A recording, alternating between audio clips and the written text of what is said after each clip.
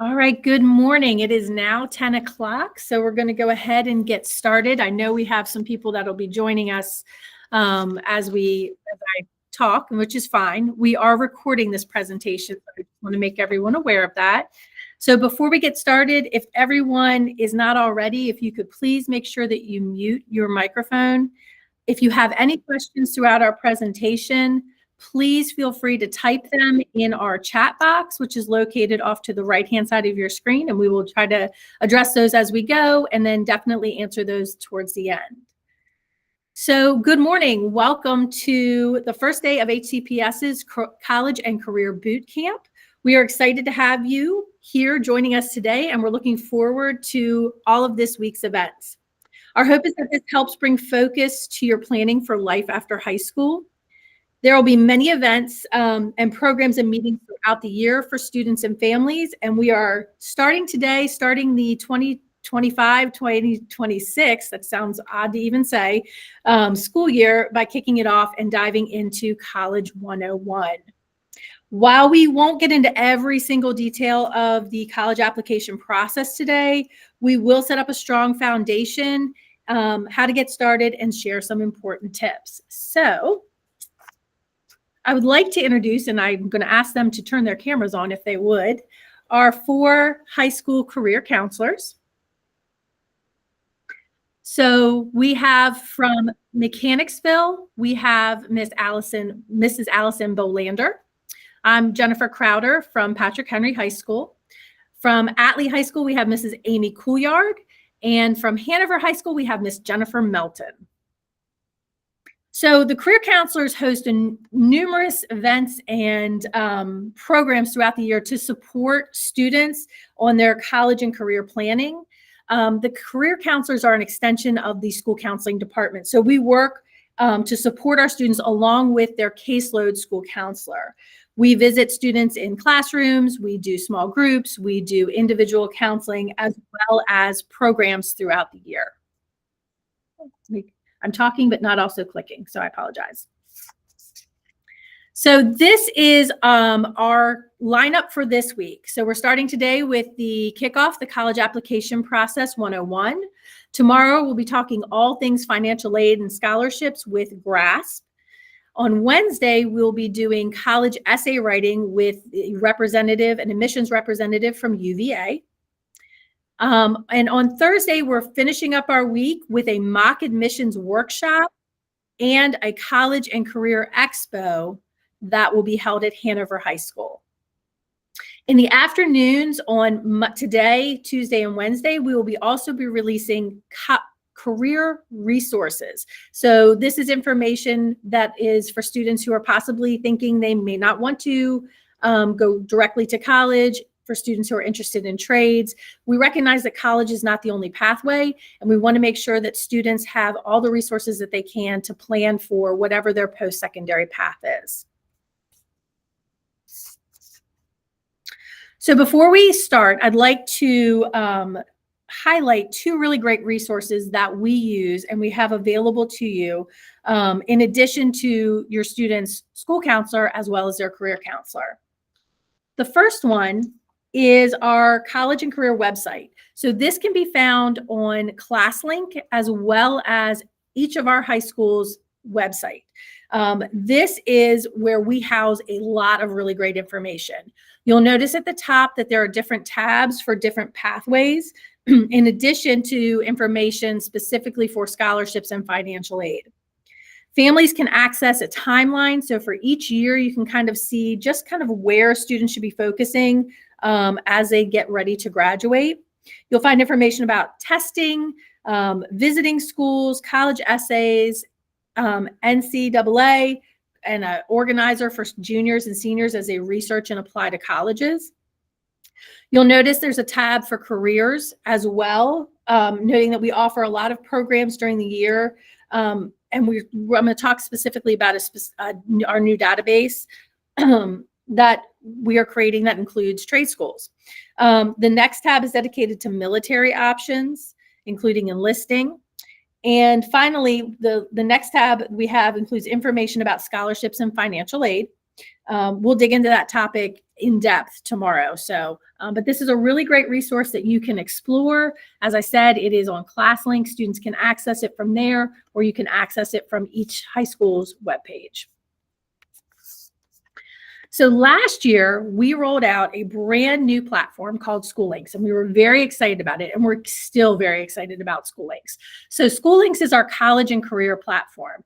It kind of encompasses all the things. So if you have had a student that has gone through Hanover County Public Schools in the past, prior to last year, if we were kind of giving them information, we would have sent them to different sites for different information. So in the past, for career exploration, we used Major Clarity. We had a Google site that we housed all of our scholarship information. We would have sent them to possibly Big Future for some college searches. SchoolLinks houses all of it. And we love it because it's one-stop shopping for our students. So students in 9th and 11th grade complete an academic and career plan prior to graduation, and this is the platform that we use. We also use SchoolLinks for our seniors to apply to colleges as well as scholarships. So it's really, like I said, one-stop shopping for all of this information. We'll go in at the very beginning of the year and talk with our seniors about all of the different pieces that they have to kind of navigate through SchoolLinks and all of the great things that will kind of help them as they go through the college application process. So we're going to go ahead and we're going to dig into our College 101, and I am going to turn this over to Ms. Schoolyard. Good morning, everybody. So yes, we're going to go ahead and look at College 101 and start thinking about the different pathways that all of our students have. It's important to note that not everyone's pathway is going to look the same. And I think that's fun. I love that about our students, is that all of the different opportunities that they have. On this slide, you'll see at the bottom that there's the G3 programs. We do want to highlight those because we want to make sure that students and families are aware of the G3 graphic and what that means. So G3 is a state initiative, and it's a tuition initiative to assist students with certain that meet certain income criteria with the opportunity to pursue certificates at Virginia community colleges in high needs areas. So things like early childhood education or healthcare, information technology, public safety, and then definitely our skilled trades. Students may have the opportunity to receive that those certificates or earn those certificates with at little to no cost to them. So we do want to point that out to you. But you will see here, there's 4 different options that we highlight for our students. That's the traditional 4-year college university route, as well as our community college or junior college route. And we want to point out that with that, there is that guaranteed transfer options for our students. So most of our students tend to use Reynolds Community College, but however, they are open and willing to or able to go any community college is perfectly fine. We also highlight Richard Bland College of William and Mary. That is a junior college that has sports and athletics and housing on campus. So it's a junior college as opposed to a community college. So those are some options that our students look into.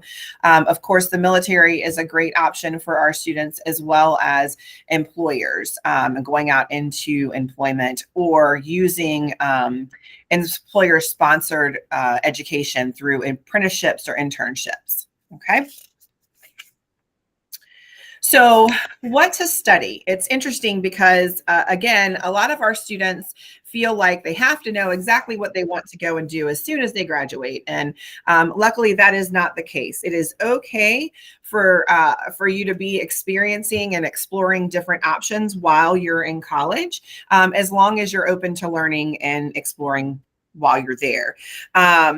So the things that we want to point out is just things for you to focus on through these next, whether it be 2 years if you're a rising junior or the parent of a rising junior, or if this next 10 months if you are a rising senior.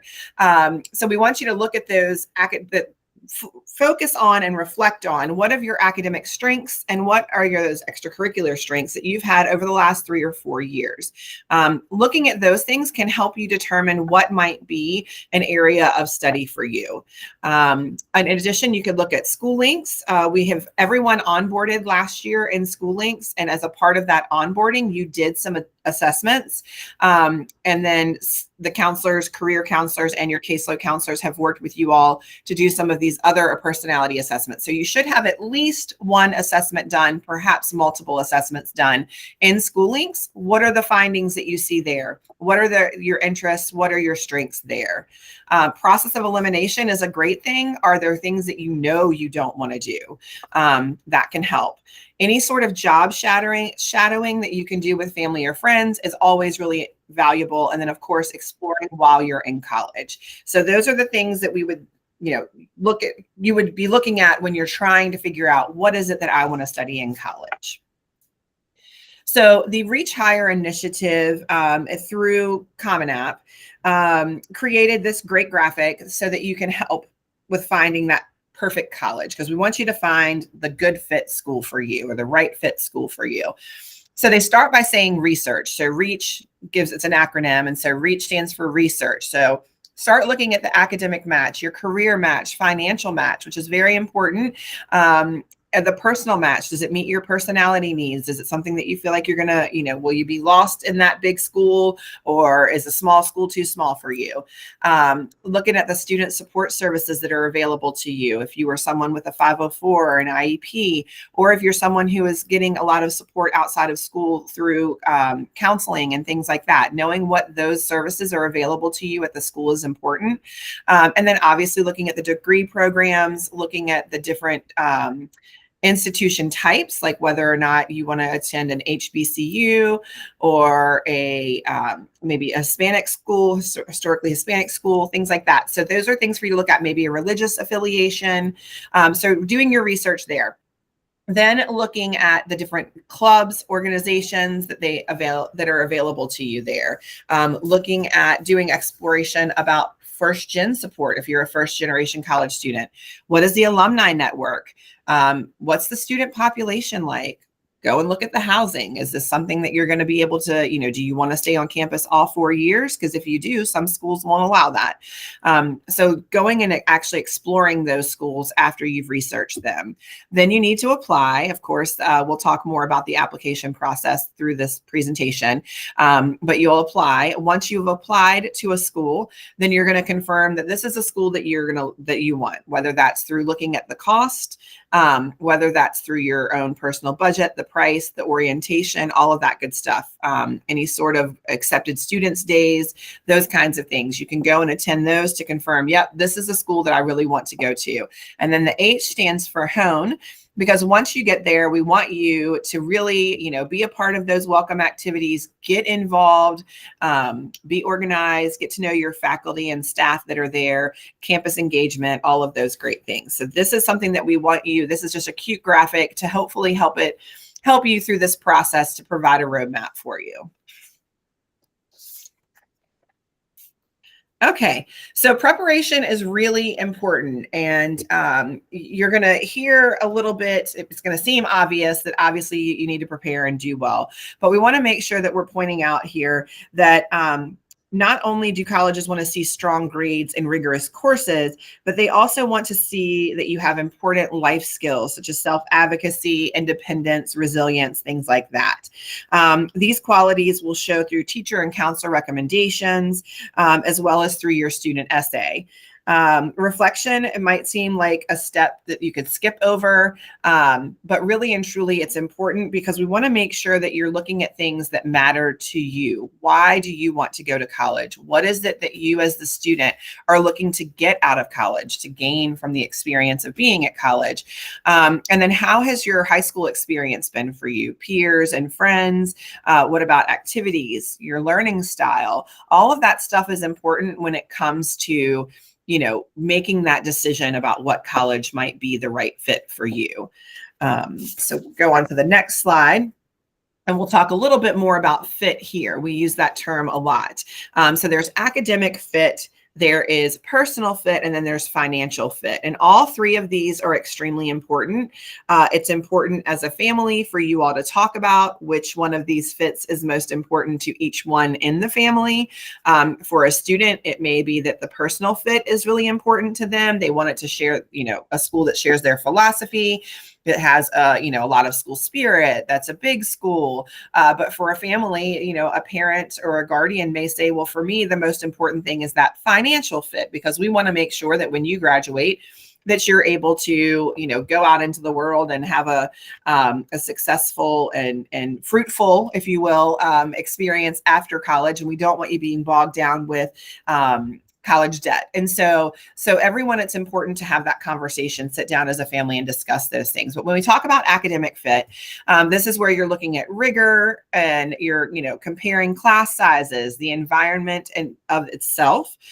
Is this a competitive or a collaborative environment? How do you choose your the majors? Like, does the school that you want to go to have the major that you're interested in? What about this school is appealing to you academically and will help you to succeed in the career goals that you have for yourself? The personal fit is talking more about that lifestyle, that am I going to feel comfortable in this place? Is this going to have, the school spirit that I want, the climate that I want? Walk on campus and you get that feeling of this is home. That's really that personal fit. And then, like I said, the financial side of things, that is, what's the tuition? What's the housing cost? What's the food cost? Can I bring my car? Am I going to be able, am I going to have an expense based on transportation? Will my family be able to afford it? Does the school provide 100% does it meet 100% of my financial need? Or am I going to have to, make up the difference? So those are things that you really want to consider when you're trying to figure out which school is going to be the best fit for you. And again, like I said, having that family meeting to discuss and make sure that everyone is clear about what is most important to them, so that at the end, we don't have a student who's gotten into their dream school and the family's never had that conversation of, well, we can't really afford that school, so that's not going to be a school that's going to be an option. So, excuse me, having that conversation on the front side is really important. So these are just some cool icons for some places and resources that we would like for you to do. So after you do some, or to use, after you do some reflection, it's time to start searching for that perfect fit college for you. And so these are some great options that we have. School Links is one that we definitely encourage our students to use. That is the platform that we have. All of your information is already there. It should be a place that you're pretty comfortable going to. We also encourage students to check out Big Future. Big Future is an option for students when it comes to selecting different colleges. It gives you can compare colleges. They'll give you a chart with 3 different colleges that you can compare and contrast. We also want to say ChatGPT. You can do a lot of research there through AI in general. We just threw up ChatGPT, but you can do a lot of research through AI. Type in, I want to go to a small college 150 miles away from my home address. I'm interested in being a member of sororities and fraternity. I want to major in this, and you can get a list of schools. Okay, so these are just some graphics of some different things that you are certainly welcome to check out, that we encourage you to use as you're trying to make that decision about what school is going to be the best fit for you. Okay, so once you've kind of narrowed down and created that list of schools that you're interested in learning about, it's so important to get on campus. I can't tell you all the number of times that we have had students that were gung-ho. I am going to this school. It doesn't matter, come in every day wearing that school's colors and logo, and they get on that campus and they realize that while they really love the school and they love their football team or their basketball team, that it wasn't the right fit for them. And so it's very important that students do campus tours, if at all possible, in person. We understand if you're looking at, Southern California, that might be challenging to get out there. So you can certainly use the virtual option, but we don't want you to think that it's all marketing, right? So they're going to show you the prettiest parts of campus and the most diverse group of students. So it's important to get on campus if you can, to get a real feel for it. College or Big Future has a really cool campus visit, know before you go kind of thing that you can print out, take with you, or screenshot it.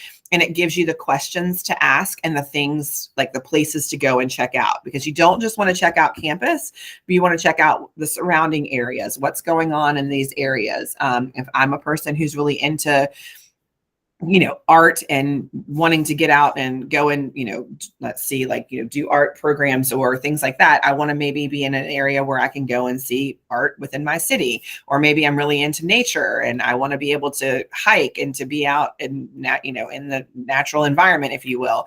And other places may not be great for that. So just really getting on campus is great. And then what you want to learn while you're there is, learning about what the school has to offer. Do they have clubs and organizations that you can be involved in? What is that housing like? Doing a tour of a dorm is always a good idea if you can. Learning about the financial aid part of it, making sure that you know what your family is going to be able to contribute in order to pay for school. Knowing the student body and knowing the characteristics of the student body, the first generation support, like we mentioned earlier, and then of course that alumni network. Looking at those things, learning about those things are definitely going to be important part of your visit. And then the last thing that I'm going to chat about is our types of colleges and universities. So we have public versus private. So for example, here in the Richmond area, we have VCU and we have Randolph-Macon, right? VCU is a public university. Randolph-Macon, University of Richmond, those are private universities. And the difference with that is funding. And so the sticker price of a private college typically is much higher than that of a public college, but please don't rule out your private universities based on that sticker shock. You can certainly there's lots of money out there for students. So private versus public is something to consider. Liberal arts schools and sciences, so schools like University of Richmond, excuse me, and Mary Washington. These are schools that allow you to, or require you to, dabble in all different types of areas before you make that commitment to that major. And so if you're someone who is maybe struggling with figuring out what it is that you would like to do after high school, this is a good option for you. There is also the rural, suburban, urban areas, like looking at where is the campus, what kind of area do you want to be in? There are service academies. Certainly, if you're interested in those, work with your caseload counselors and your career counselors early on. Men's colleges, women's colleges, what's the benefit to being at a single gendered college, looking at HBCUs, looking at Hispanic serving institutes, and then tribal colleges and universities. So these are all different things that are going to offer different benefits to you as a student. And so making sure that you're looking at all the different options. We want all of our students to consider a variety of options, not just those 4 or 5 state schools that you maybe hear about because of the sports or because of connection with family. So please do a lot of research out there before you make that final decision. And I think I pass this off now to Miss Melton. Yeah, good morning, everyone. Thank you so much, Amy. I'm actually going to turn off my video just so I can look at my notes and it's not as distracting. But Ms. Couillard was discussing fit and kind of how to navigate this process. So let's kind of talk about all of that information she was talking about. How do you organize it? And I know our boot camp is for 11th and 12th grade families. No matter what grade level you are in, it is never too early to start getting organized. So all of this information that you're kind of gathering, what are you going to do with it? So this is going to look a little bit different for everyone. Some people might want a notebook or maybe like a Google Note or a Google Doc. What we have in front of you is actually an example of a college organizer. It is on that college and career website that Ms. Crowder referenced earlier. If you click on it, it will actually force you to make your own copy. And you'll notice on the left-hand side, you'll see all of the colleges that you're considering. And in terms of like how to research colleges, that top row across the top, you can always add more to that, but that's a great place to kind of start thinking, what information do I need to gather here? And one of the things that we added over this past year is there's on the far right, there's another section. We tend to see students the second half of the year, and they're trying to make a decision. Okay, these are the places where I've been admitted. What do I do now? How do I make that decision? So some students, that's relatively easy to do. Sometimes it's maybe a little bit easier to maybe remove some of the emotion out of that decision and make it more data focused. So this will help specifically with doing that. One thing to keep in mind is Mrs. Crowder earlier mentioned school. I think it was Ms. Crowder mentioned school links. Students will have to, especially seniors, will have to keep their college list in school links. Each of your schools will tell you more about what that process looks like at the beginning of senior year. But that is how we know where to send recommendations, transcripts, etc.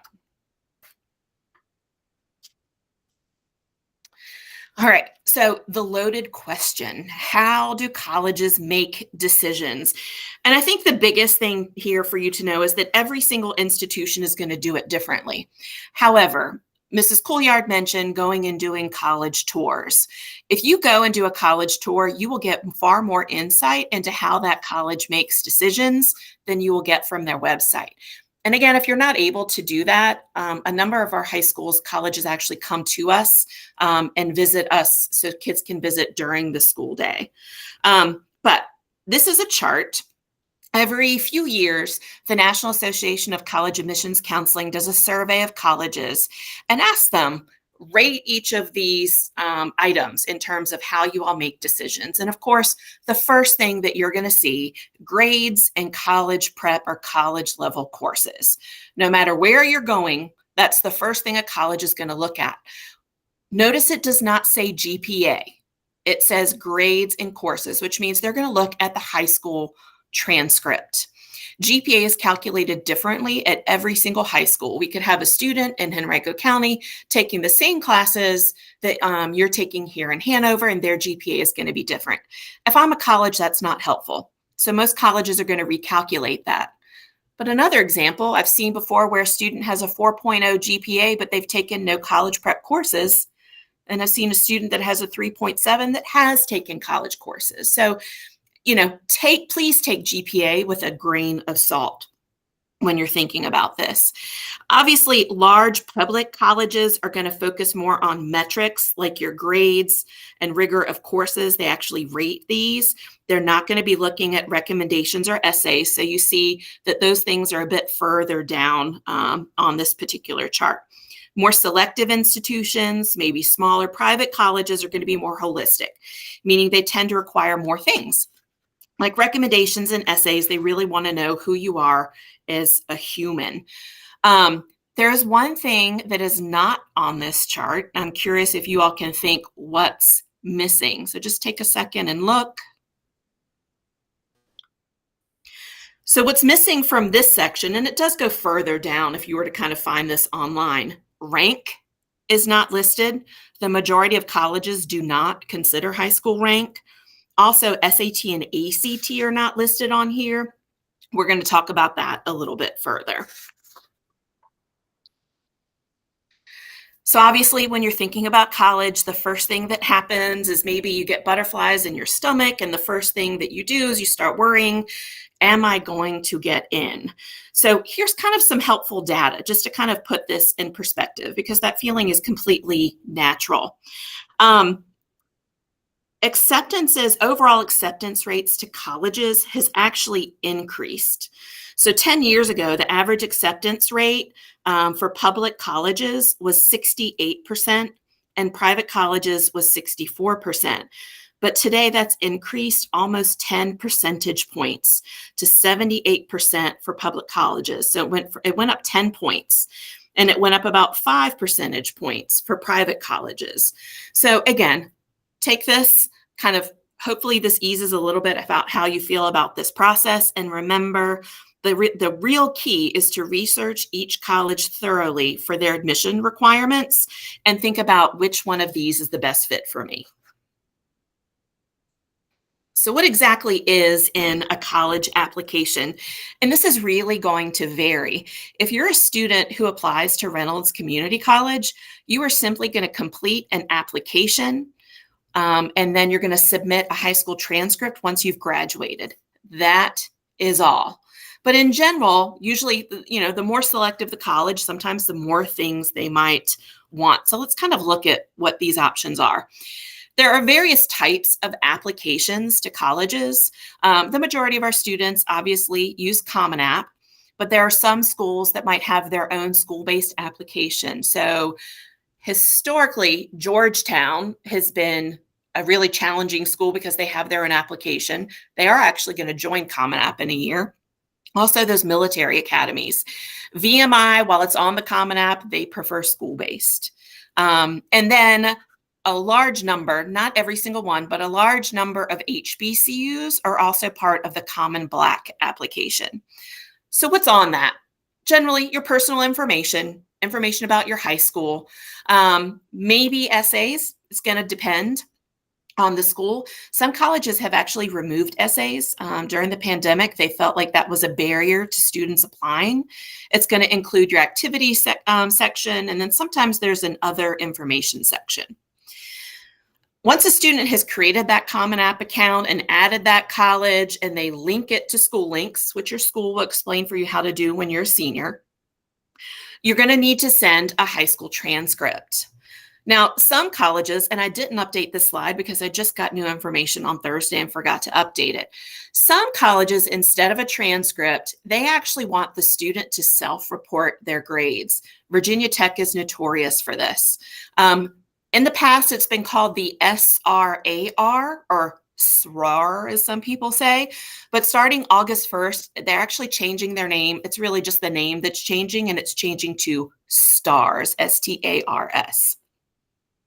Notice next to teacher recommendations, counselor recommendations, and standardized testing, we have an asterisk.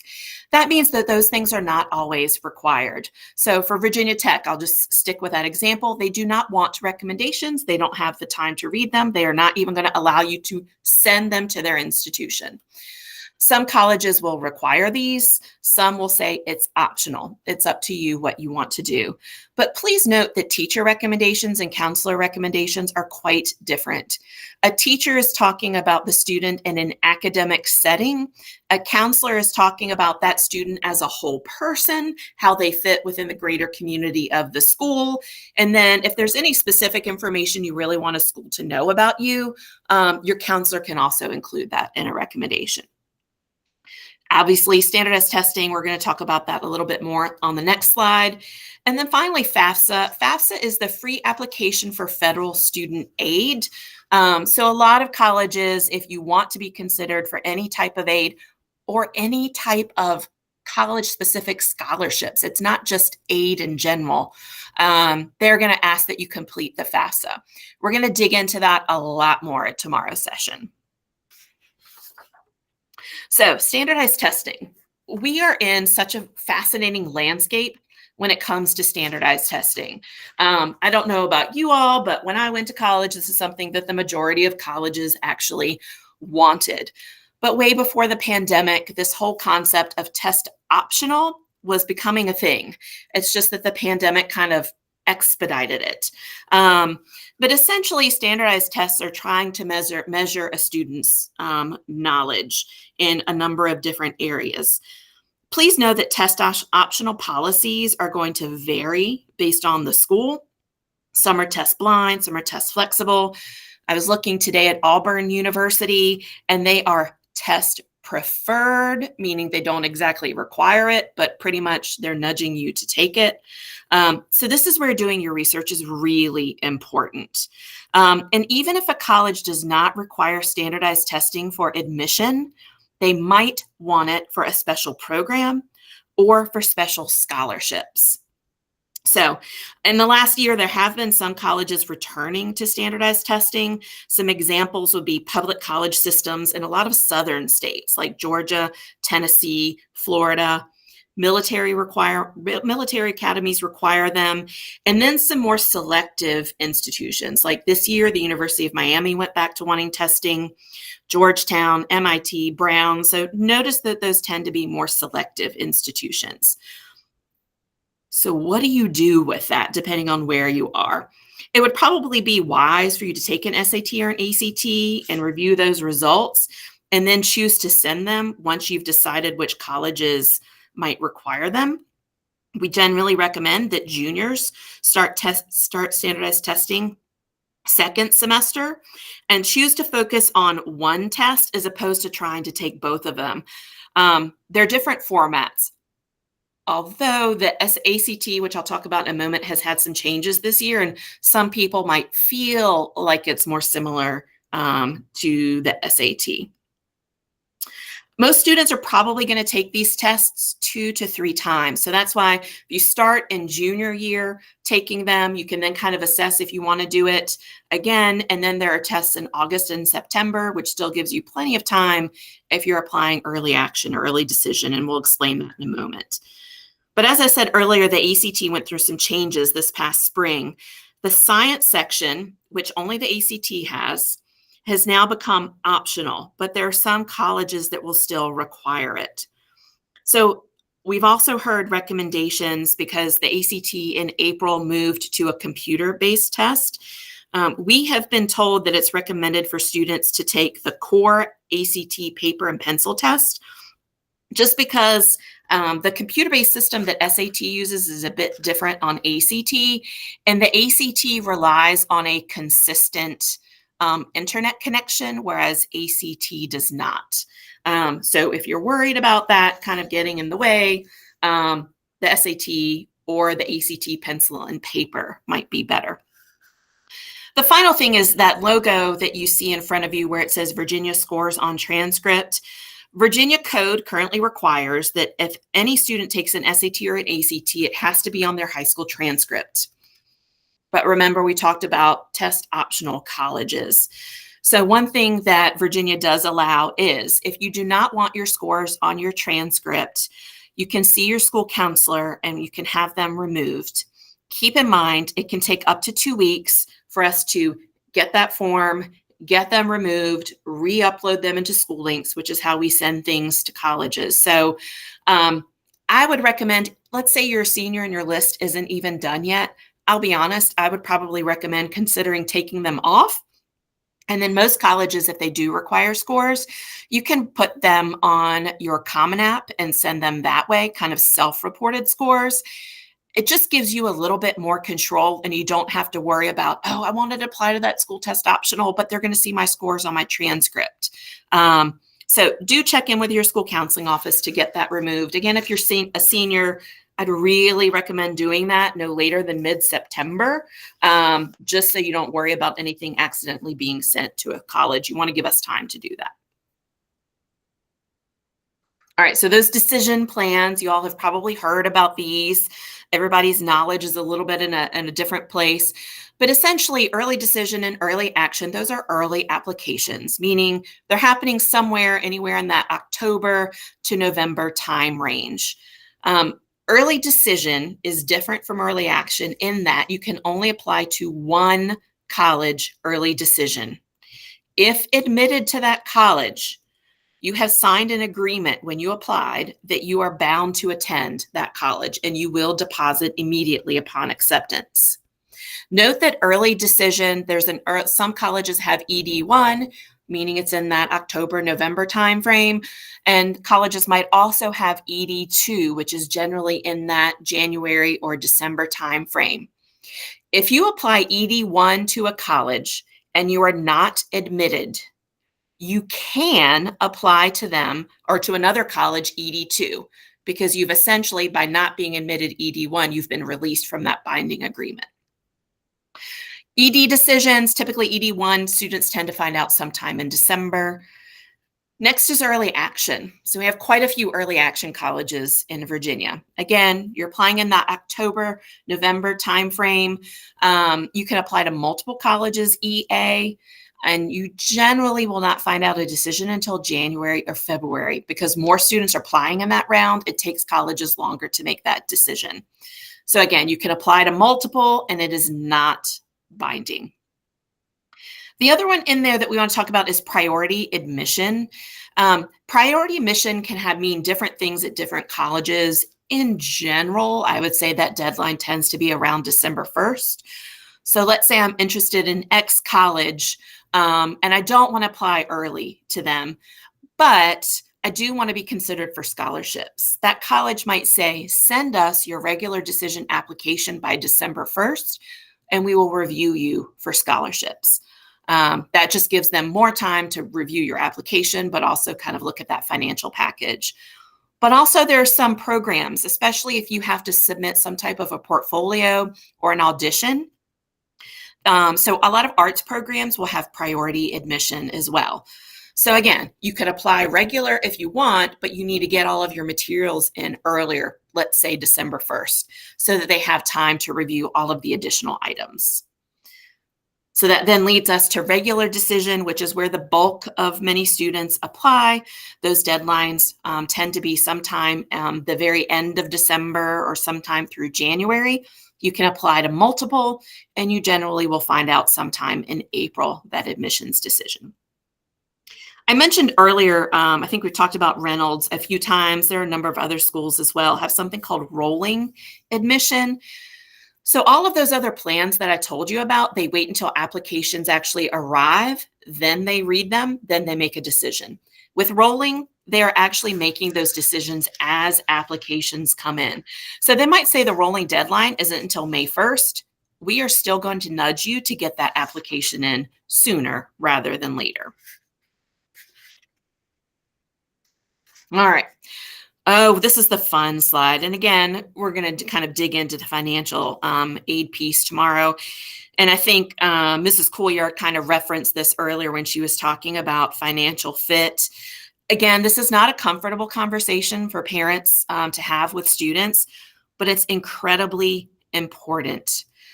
You can see their cost of attendance of a college is your tuition, your housing, food, transportation, all other items.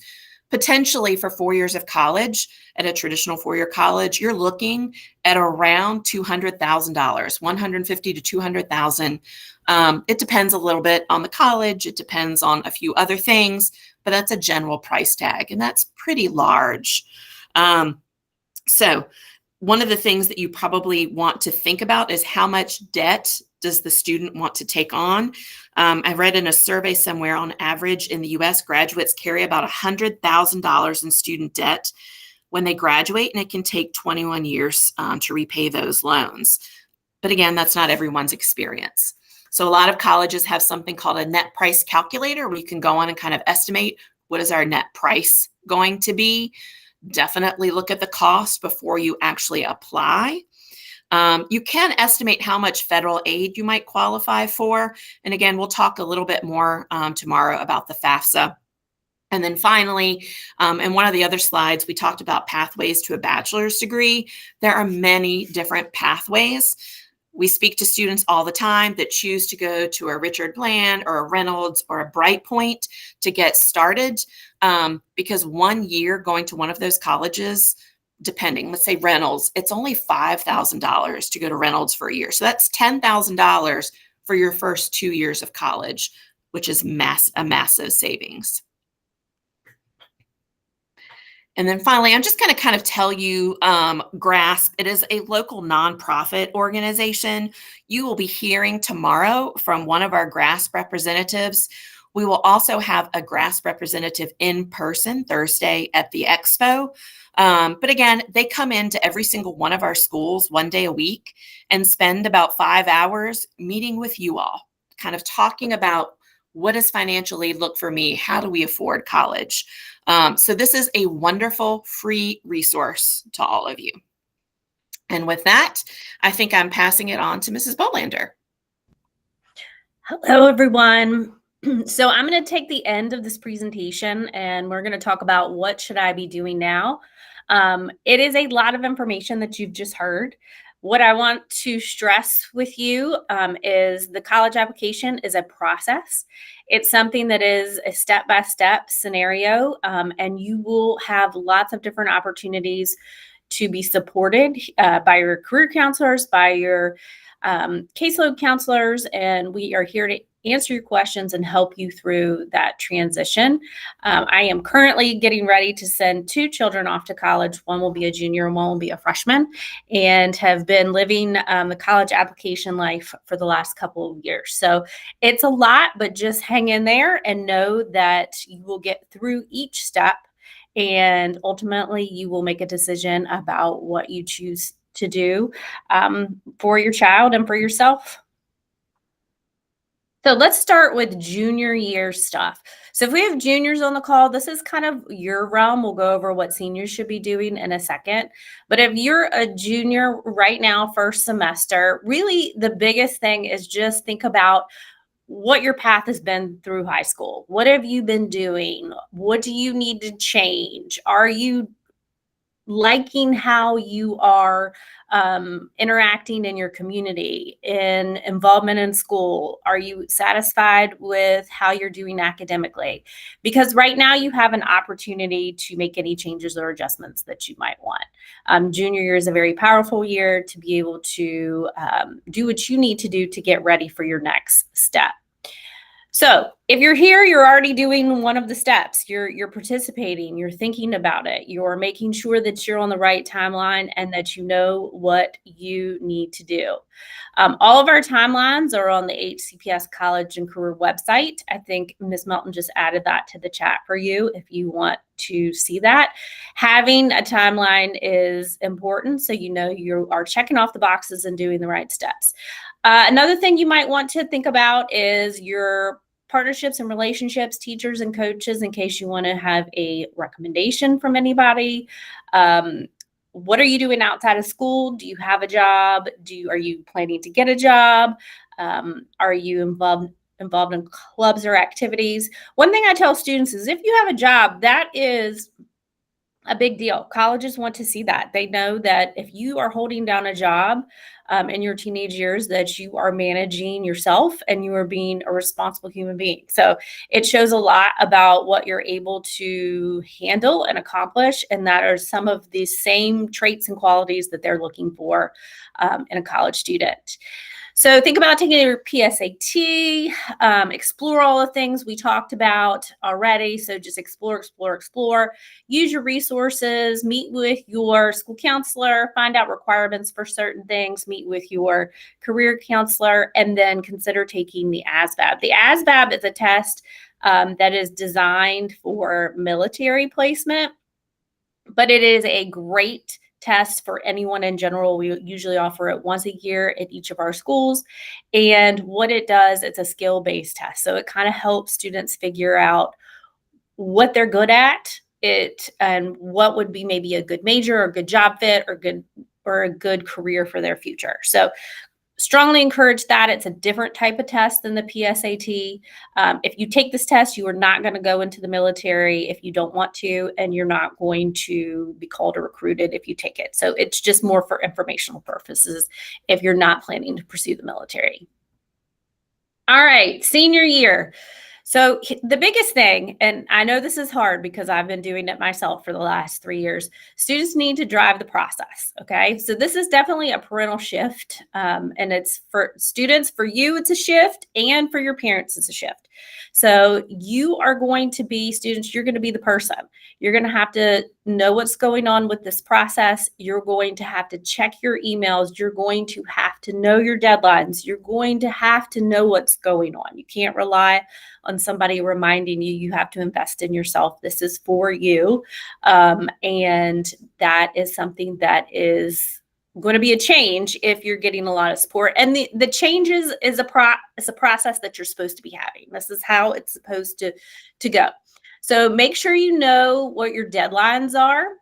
That is a huge thing. They're firm. So colleges have their own deadlines for a reason, and it is firm for all schools. So if you miss that deadline, they're not going to take things late. So that's an important thing. Make sure you have your own personal email account, okay? You can't use your school email for college stuff because once they have your email, they're going to start sending you things. And once you're out of high school, you want that to be the same email and not have to change your email. So do not use going forward for anything college related your school email, use a personal email. And in addition to creating an email account, start getting in the habit of checking your email. So this takes you back to students need to drive the process. Students, you are going to get emails from the colleges that are going to tell you what they need from you. They do communicate with you. If you're wondering why you don't know something, it's probably because it's in your email. So parents, just encourage students to check their email. It could be a process you do together once a week as you're getting into the college process. But all of the information that you're going to need is going to go straight to that student email account. So please make sure. A lot of deadlines sometimes get missed through that process, or a lot of information that you're waiting for comes through that email. Start thinking about creating those accounts: Common App, Common Black College application, your FAFSA account. The FAFSA, you can create it, but you won't be able to apply to it yet. But just know that these are things that you could be doing right now. School Links onboarding in early September. We'll make sure that you know what you need to do in School Links. Your career counselors and your caseload counselors are here to support you and make sure we get everything ready for that process. School Links is what we use. It communicates with Common App. It helps all of us be able to communicate together and know what steps of the processes you are on. It helps the counselors help you as well. You're going to add a college list and you're going to link it to Common App so we can get all that information and talk to one another. And then 504 IEP, just ensure that you have a copy of it before graduation, because you will want to share that with the college accessibility office. This is a huge resource for students to be able to get the different accommodations or supports that they might have had in high school, also in college. But it has got to be student-led, meaning students are going to have to share that information and seek that out. All right, so here is what the senior timeline looks like. Again, it is on our Career and College website. So you can kind of see this is just the August timeline right now, and how you can navigate what to do this summer. Again, it's a process. There's only so many things you're going to be able to do this summer, and then you're going to pause, and then you're going to come back to school, and then you're going to do the things that you need to do in September, October, November. You're going to apply probably by January. You're going to pause again, and then you're going to go through another step process. So just think of this as a whole year process, and that you're just doing parts and pieces as time dictates. If you're not sure about what you might be doing as a career option, so that's one thing you could start doing, is exploring School Links for sure. All seniors, we talked about email address, inventory, take any career assessments. So as you can see, we have it all laid out. So if you go to the website, you'll be able to see each step for each month, and hopefully that will make things seem a little bit more manageable. All right, so student tips, important tips, or parent tips, everybody's tips. Students drive the process. So we keep saying that students are driving this process. A big shift for me as a parent is the colleges aren't going to take my call. They're just not. So your student is going to have to be the person that talks to the college if they have any questions. And the good news is the colleges want to talk to them. They want to communicate with them, and they want to hear. They know they're going to have questions, and it is okay to ask those questions. And if anything, it kind of gets that student's name into the college's ear. Okay, this student's really engaged. They're communicating. They're asking the question. It's a really important step. It shows growth and maturity, and that is what they're looking for, because they're going to need to have that growth and maturity to be able to navigate college on their own. Make sure everybody's communicating clearly. School counselors, parents, and guardians, we're all here to work on this together. It is a process, and it is something that all of us have a part in. So just communication is key. Seniors, you're going to have a senior meeting in September, October with your counselor, with your caseload counselor, and they're going to kind of step you through, again, some of the things that you need to be doing, what you need to focus on, what they need you to do, and what they're going to do, because they have a part in this process as well. So please know that that is going to happen relatively soon. So if you're like, what next once I get to school, they're going to help you with that. If after those meetings you still have questions, concerns, please consult with your career counselor. We're here for you too. We're that resource. We're that additional person that partners with your caseload counselor to help you navigate the process. Make sure you're attending events. Those are very, very helpful. If you're doing it now, awesome. You've already started that. You're going to go to your senior meeting. You're going to want to go to any senior parent nights or family nights, financial aid nights. We have lots of different things that we're going to have available for you to be able to attend, to be able to help you through this process. Again, I can't stress this enough. Deadlines are firm. They just are. The school has no control over what's going on with the colleges and their deadlines. So we need students to make sure that they're well aware of those deadlines. Check the email and Schoology regularly. We're going to send reminders about things through Schoology. So that is a tool definitely that if you're not in practice of using, students, please, please, please check your Schoology messages. Career counselors especially are sending you lots of things throughout your senior year that are meant to help you. We're trying to give you information, remind you of deadlines, give you the things that you need that is going to help you through this process. And then above all, just ask for help. So whether you're asking for help, students, to ask your parents for help, ask your counselors for help, and do not be afraid to ask for help from the colleges. They are here just for you, and they want to make sure that the process goes smoothly for you and that everything is taken care of through this process, so that hopefully you can get the offer from them and find the school that is the right fit for you. So ECMC Opportunities, this is an organization, it's a nonprofit, and they have a great book called Opportunities. All of your counselors, we each have opportunities books that we can give you. So if you're interested in an opportunities book, then you can certainly ask for that, and we will give you one of those as well. If you meet with our GRASS representatives, they always give them out as well. And there's also a PDF version online that you can access if you just Google ECMC and opportunities. So this is a great workbook. It kind of does another step-by-step, gives you some highlights on what you should be doing, helps you with some of the financial aid processes. So especially if you are a first-time parent this is your first child navigating through the college application process and the financial aid process, this is a very, very helpful tool. So now we get to the part where there's some questions. I know people had been asking some questions while I was talking about certain things. So if you have any questions that you want to put into the chat and we can answer for the next couple of minutes of our presentation, we'd be happy to do that.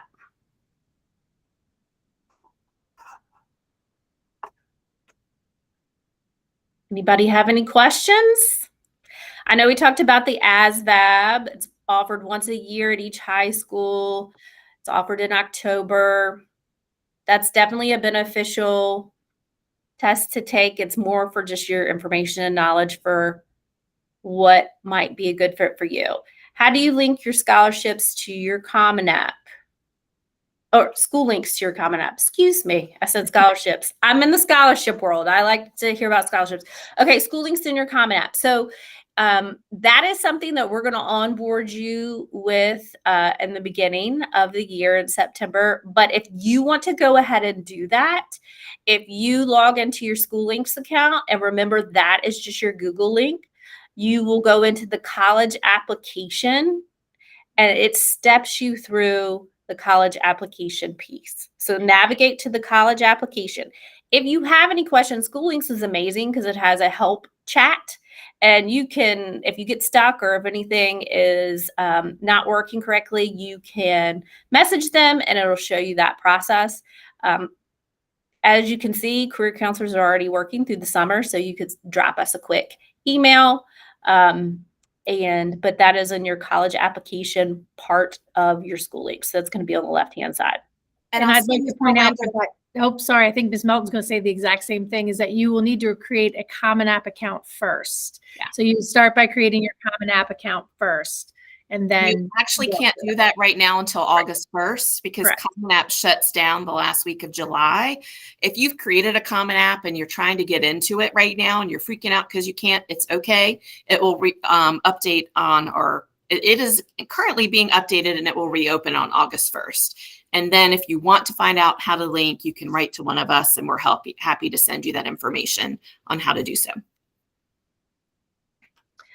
I see another question. Will the presentation videos be available to access after this week? Absolutely. We're going to send an email to all of you this afternoon that's going to have a link to this video and the presentation. We're also going to put it on our college and career site in our YouTube page.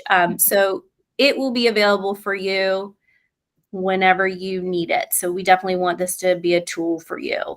And then you see the question about the difference between community college and junior colleges in Virginia. So there's actually only one junior college in Virginia, which we mentioned, which is Richard Bland. It's Richard Bland of William and Mary. Community college is a two-year program, two-year degree or program that you're working through. Think of like Reynolds, Brightpoint, which I think is the new name for what used to be John Tyler. You commute to those places, you take the classes, you have the option to transfer to a four-year college. With a junior college, it does offer housing, it does offer athletics, but you're still working towards a two-year program or a degree, or potentially transferring to continue on at a four-year college. But there is only one junior college in Virginia. I see another question. How do you get your recommendations from your teachers into your Common App school link? So the teacher recommendation part is, it goes a little bit like this. You're going to ask your teacher if they will write you a recommendation, and then your teachers will write the recommendation, but they will not give it to you. So what's going to happen is, in your school links account, we're going to set up where you can get your teachers to recommend for you once you make your college list. And again, and I'm going to say this, we're going to help you with that in September. So this is something that if you're like, I don't know how to do that, we're going to tell you how to do that. Okay. So we're going to teach you that process when it's time. Like they said earlier, right now is early, and you're not going to be able to do some of these things at this moment, but we will teach you how to do it. Once you have asked your recommender and they've accepted, they will get an email link sent to them to be able to send your recommendation.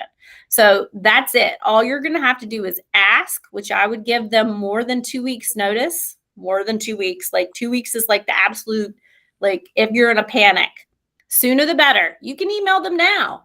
Okay. Yes. And ask that question. Hey, can you write me a letter of recommendation?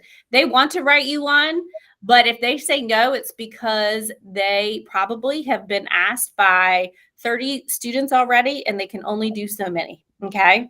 And you want to make sure that you are asking somebody that you have a relationship with, a teacher that has been someone that you've talked to, asked questions to, engaged in, felt like you've been your best self in their class. And teachers are honest. If they don't feel like they're going to write you the recommendation that you deserve for college, they'll let you know. So you'll have plenty of time, but just give them lots of time. They are busy people, and the more time you give them, the better the recommendation, because if you have longer time, you're going to write a longer one than if you have to do it super, super quick. So it's to your advantage to ask them in plenty of time. We'll tell you how to do that process when you get back, so you don't need to worry about that. And Allison, I think, or Mrs. Bolander, I'm good at using both names. I think there's questions about early decision in there. Yes. There are two. One was, how do you make that decision to apply ED versus EA? Big, like 300,000 foot, thing is, it really is a personal decision. If you are considering early decision at a school, it should be your number one school. It's the place that you want to go. And this kind of ties in to one of the other questions about scholarships. And really, I think it's bigger. It's more about financial aid. If finances is a serious concern for your family, then I would probably not applying early decision because you aren't always going to get a financial aid package. And essentially, you are going to be applying before you can even get that financial aid package from the college because the FAFSA you don't fill out until October, and it's going to take them quite a while to make that decision. Now, each college might be slightly different in what their advice is. And I think that's where the research comes into play. And going and meeting with them, and you can bluntly ask that question and they will answer it.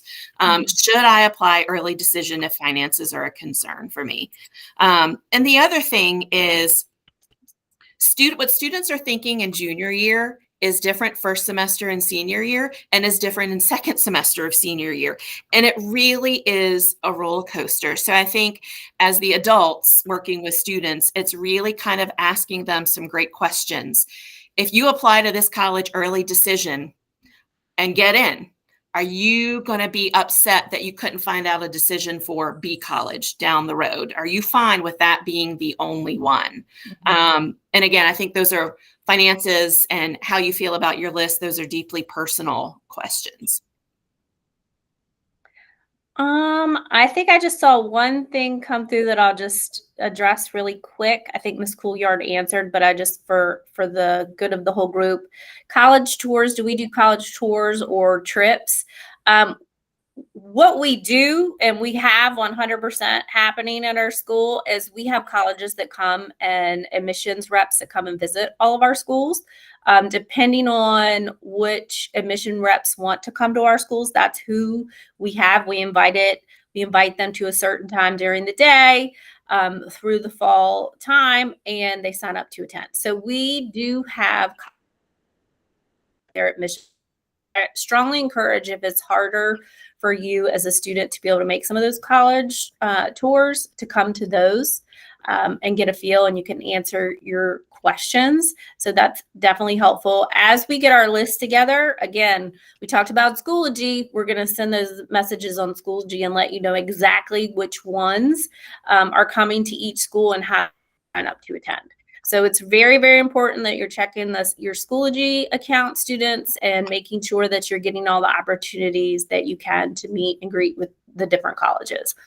It is a shorter session. Nothing is going to take the place as an on-campus tour. And if we do have any availability for any tours or any kind of visits, maybe in the spring, we'll let you know. We're trying to get some of that stuff up and running, but we don't have anything set concrete at this particular moment. Anything else we see? Is an outside recommender not considered as seriously as a teacher recommendation? So typically they're going to want a teacher recommendation. So it is okay to have an outside recommender, but you're going to want a teacher recommendation from an academic area. So math, history, English, science. So you're going to want to have that teacher. And then if they're asking for more than one, then of course you can do an outside recommender. That could be a boss, that could be somebody in your church organization that students heavily involved in, Girl Scouts, Boy Scouts. Those are definitely looked at, but they do want a teacher recommendation. The counselors will recommend as well if the college requires it. Every college is different. Not all of them want recommendations. Some of them don't want anyone as a recommendation. But it's okay if you do send a recommendation to a college that says you don't have to have one. So again, you're just going to have to look at the colleges and see what they're looking for as far as the recommendations. Am I forgetting anything related to any of that? I think great answers and great questions. Yeah, those are great questions. And obviously, we're going to be available the rest of the week. We'll be live and in person Thursday if you're able to join the expo and talk to us then. And then obviously, we're 12-month employees, so we're also available by email and phone anytime you need us. Thank you so much for attending today, and we look forward to seeing you tomorrow for our financial aid session. And again, look out for our email this afternoon. All right. Thank you all.